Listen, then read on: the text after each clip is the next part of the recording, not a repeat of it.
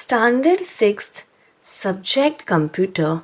Today we are going to learn lesson number 9, Database in Excel 2016, Part 2. Using filter command. What is the steps?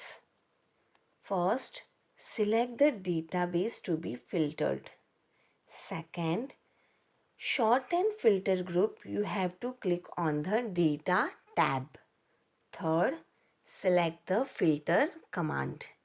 Fourth, click on the gray color drop down arrow in the column where you want to filter the data.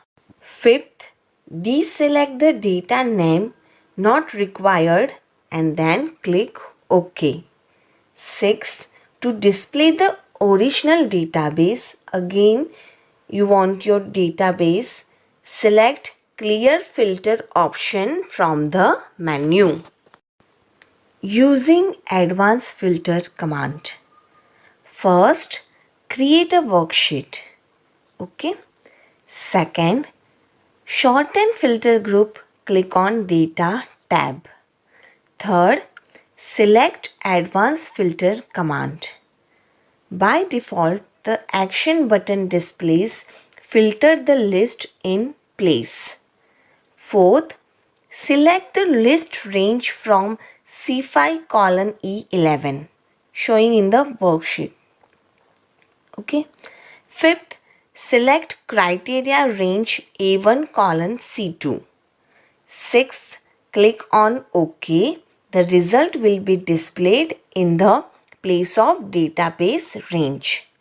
Now, to get a copy in another location. Seventh, to get a copy of result in other location. 8. Select action button, copy to another location. Okay. 9. Select copy to range and then click OK button.